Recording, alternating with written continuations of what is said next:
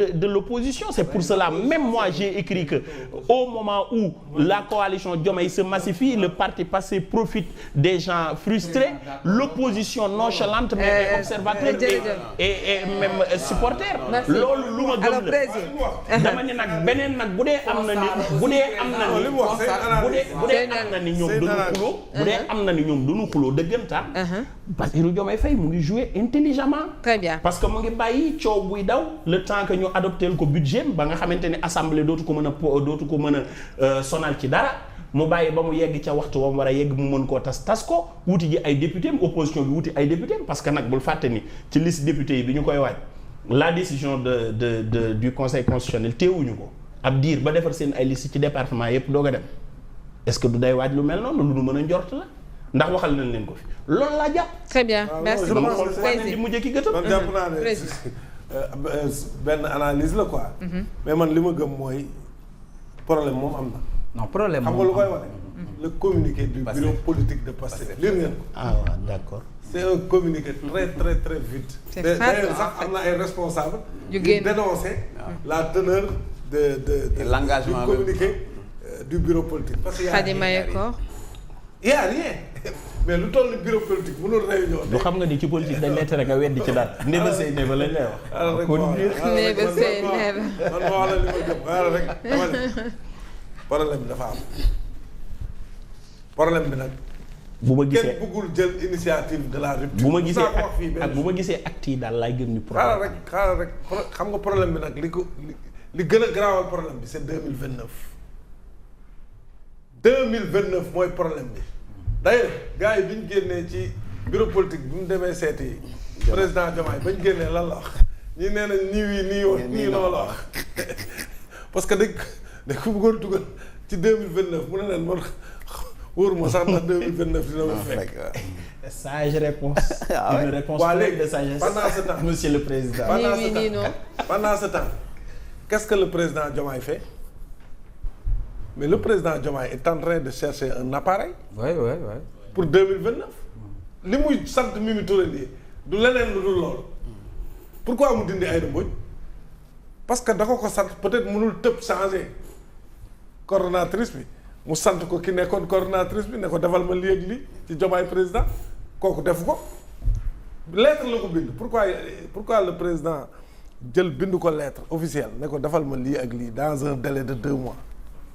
peut-être que moom xamoon na li muy def xamoon na ne peut-être que maire Aïda Mbodj du ko def parce que tout le monde connaît la proximité entre Aïda Mbodj ak Sonko mais il a tenu à lui adresser une correspondance jox ko ay objectif ak li mu bëgg objectif jox ko un délai defu ko ba échéance yooyu jeex mais mu yemook lan la yemook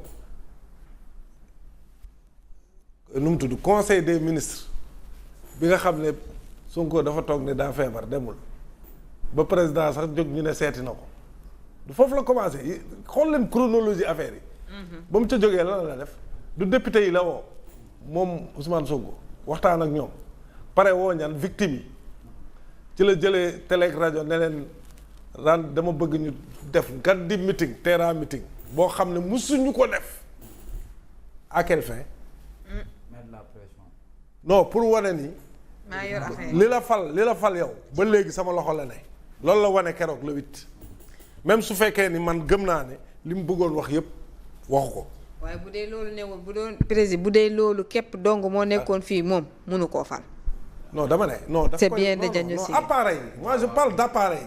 voilà appareil Pastef l'appareil Pastef bi nga xam ne quand même quoi qu'on dise aussi a joué un rôle déterminant dans l'élection de Bassirou Diomaye Faye. bien sûr cet appareil là moom da ci toogaat wan président ne ko appareil bi man maa ko moom léegi nag suba même bu leen fàtte rabat d'arrêt bi tout est parti de là-bas Sonko est-ce qu'il sera candidat en 2029 ou pas ñii nee nañ ay procès nee nañ kenn mënu koo tee doon candidat ñu bëri tamit nee nañ mënatul nekk candidat léegi moom même su nekkul candidat Ousmane Sonko coow lii bu continuer il peut désigner un candidat contre Bassirou Diomaye Faye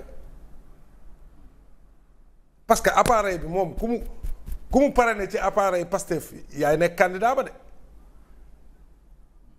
léegi nag président non dama ne bañ a tànn bañ a tànn bu fekk bu leen fàtte ni Ousmane dafa newoon Ousmane lan la waxoon président newoon na ko da ngay bàyyi ma gouverner tànn wóorul de dina tànn dëkk bi dafa manqué autorité ah mooy tànn daal bu tànn yooyu yëpp waxoon na ko mel ni baara yi tànnal lu la neex nga bu tànn bu dee li gars yi di wax dëgg la. waaw ma bàyyi mu jeexal sama yaa ngi perturbé sama bon je m'excuse président. non man dama ne la fa mu jóge rabat d'arrêt ba tout est parti du rabat d'arrêt parce que Ousmane Sonko il a un objectif boo xam ne il ne le cache pas ceux qui l'aiment aussi ont cet objectif là c'est de faire de lui un président de la République ça je crois que c'est un objectif affiché voilà nekkul 2023 xaw ma 2024 nekkul parce que voilà mais dañ ko bëgg a 2029 dañu bëgg mu nekk mais gars yi sax nëbbuñu ko dañ koy wax maintenant su fekkee ni ba léegi yoon da koy teree nekk candidat comme ni ko ñenn ñi waxee te man jort naa ni ci rabat d'arrêt bi parce que nag Ousmane Sonko yéen da ngeen di fàtte ay waxam ne newoon na président problème bu mu am da bu moom da koy régler mais yeneen problème yi yoonam ne aussi sa déglu yeneen nga déglu woo jooju donc man li ma jàpp mooy 2029 mooy enjeu principal bi Ousmane Sonko il veut être bu fekkee ni mën na nekk candidat day nekk candidat loolu moom c'est indéniable maintenant l'actuel président moom tamit mais personne ne peut lui empêcher d'avoir des ambitions en 2029 parce que benn mandat la defagum il a le droit d'avoir un autre mandat mais su fekkee ni Pastef bii du fas boo xam ne moom mooy décider ndax da ciy toog wala du ci toog waa du wuti leneen président bi fas lay wut fas bi mooy Diomaye président moo tax mu jël Mimi Touré sant ko liggéey te liggéey bi gis ngeen ne en si peu de temps gars yi ñu ngi dem en masse. waaw mais des coquilles vides quoi. parce que mais. sama xel day dem mais il y a l'effet il dit 2029 quoi. ma ne. Il y avait beaucoup de candidats là-bas. Ouais. Bon, deuxième tour bi c'était faible là. Le taux, oui, le taux, la distance, la différence entre les 57, 58 et les 20 et quelques, c'était un taux. Est-ce qu'il faut différence même faisait 2 fois l'électorat de Idriss. Malgré la coalition. Oui, bon, tamit il faisait face à un Macky Sall boo xam ne il sortait d'un mandat aussi où il avait réussi des choses aussi. Bon, le contexte, quoi qu'on dise, le contexte, l'essentiel mooy doyen di nga wax sa analyse c'est vrai. mais tey le contexte n'est plus le même. ça c'est vrai. Ousmane Sonko, le couple Diomaye Sonko, quand même couple bi jox nañ ko pouvoir bi mettre ko à l'épreuve mais aujourd'hui mais les Sénégalais sont loin d'être satisfaits ça aussi c'est un fait. te dans ce bilan-là mais Ousmane Sonko ne peut pas s'extirper dans le bilan actuel du pays. Il est comptable. Ousmane Sonko et Diomaye Faye sont comptables 50-50.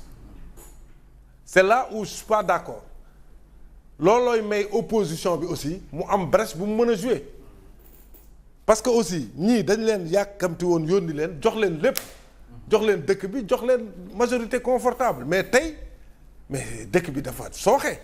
te ñu ngay xuloo seen biir. te li taxoon ñu fal leen mooy dëkk nit ñi am amélioration yaakaar boobu la nit ñi amoon mais tey non seulement réglé wuñ loolu ñu ngi xuloo seen biir. très bien président. ay xuloo yoo xam ne xuloo individuel et personnel.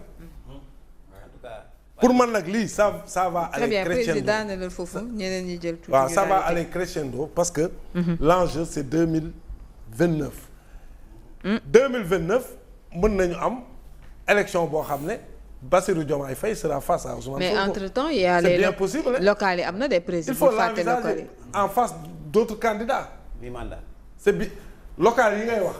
ñii mën nañu ndax ñu ngi copte maire yi. ah mais bien sûr ñu ngi copte mais- maire yi ñu ngi copte bu baax a baax donc ñu ngi dem ci locales yi ñu dëgg mën en fait. Pastef élection législative la moo tax mu gagné ko mais Pastef a raflé des maires dans l'intérieur du Sénégal yoo xam ne ñoom ñëpp dañoo voté pour Pastef et Ousmane Sonko et pour la coalition looloo tax mais loolu moo basculé résultat bi looloo ko basculé parce que dans les coins et recoins am na maires yu bari mais presque transhumance lañ def à la veille de l'élection dem jàppale ji coalition bi donc il faut pour man daal c'est une question d'un deuxième mandat pour le président et d'être candidat pour Ousmane Sonko. Très bien, merci. Maintenant, si cela ne passe pas, moi je m'attends à ce que le PASTEF puisse trouver un autre candidat différent de Bassirou Diomaye Faye qui briguerait. Mais bien sûr. Très bien, président. En tout cas, mais qui passerait par Diomaye président maintenant en face d'autres candidats de l'opposition. C'est envisageable. 2029. Maintenant loolu nag bu fekkee merci Alassane une minute. bu séparation amee bu mu la bett. Alassane.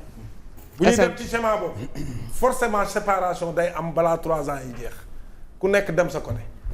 Et je pense que loolu sax c'est mieux pour le pays xam nga gars yi dañuy wax tamit parce que aussi jubóo bii ñuy wax mais jubóo de façade la dañ waxante dëgg keroog maa ngi dégg Kader di wax ci émission bi lu am solo bàyyiwu leen ci xel nee na président dafa def décret bi Ousmane Sonko jëlee congé ne jusqu'au 21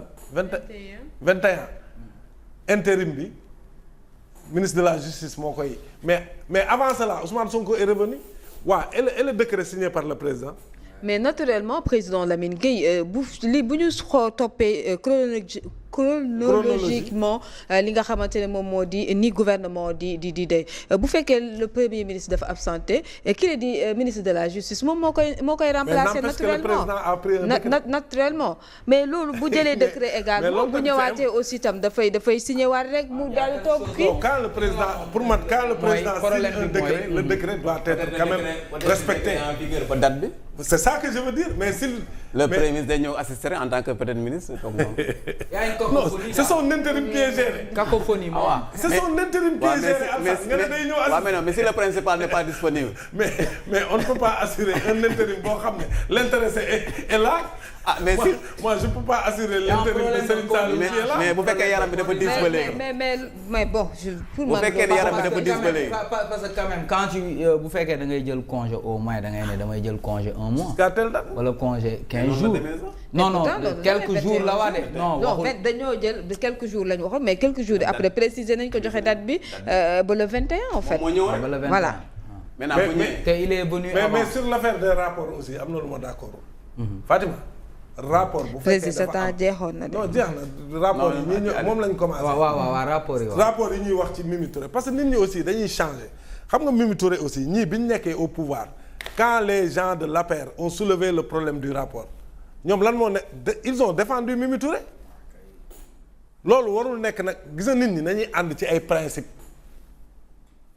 la ñu war di àndee mais c'est pas parce que boo féetee nii tey arrangé wu ma faral ko suba mu féete ne mu arrangé ba nga bëgg ko xalab loolu baaxul loolu c'est purement politique mais dama ne accusation yi premier ministre bi taxaw fee def ko dañ ko war a leeral. mais na le président déclassifier rapport yi kay mu jeex mais c'est ça qu'il doit faire. ñu xool rapport bi li ngay wax est-ce que am na wala amul li ñuy wax ci Abdourahmane Diouf est-ce que am na wala amul mais li ma Jambal Diagne wax aussi mais nañ ñu wax ndax am na wala amul. Très bien. Ah mais bien sûr. Sëñ Saliou ñu jeexale Sëñ Saliou très rapidement ñu jeexale 2 mots ñu jeexale Sëñ Saliou 2 mots ci kenn du ko weer nguur kenn du ko weer waaye dinaa la wax ñaar nguur kenn du ko weer la réponse du président est très polie par rapport à ce supposé rapport qui épingle Aminata Touré. parce que non je dis la réponse du président est très polie parce que bu doon keneen mooy président boo ko waxee loolu dina ne la yow foo ko xamee da nga yor rapport bi jox ma li ngay wax ma xool ko parce que xam na ni warta nekk ci yow te munta nekk ci yow te fi muy jaar du jaar ci yow. rapport bu IGE oui mais ñu wax ko. attention ñee bañ fi nekkee wax nañ ko. ñu wax ko ñee ñoo fi nekkoon. waaw ñu wax ko xam nga nit ki du lu mu wax lépp dëgg la c'est à vérifier. Le président est la personne la plus habilitée à vérifier rapport bi ci loxoom la nekk bu jëlee loolu am na ne nu mu doxee man jàpp naa ni président Bassirou Diomaye Faye mi doxal jubbanti mais il a le rapport que les gens supposent qui a épinglé Aminata Touré xam na li ci nekk. Ah mais bien sûr. et ba pare donc comme moom moo xam li ci nekk. mais du topp ay waxu bopp koñ. xam nga li nguur di doxe dafa bokkul ak li nit ñi di doxe xam nga yàlla boo ko yabalee ci sa noonu yàkkamti ko bañ nit tax nga ni dafa wala nga d'accordoo ak nit wala nga xool nit daal ni kii daal neexuma ni rapport daf ko tudd rapport tudd la dafa tax nga def lu la yoon di tegee ay daan mais président de la république bu xoolee à son appréciation mu xool li ñu tudd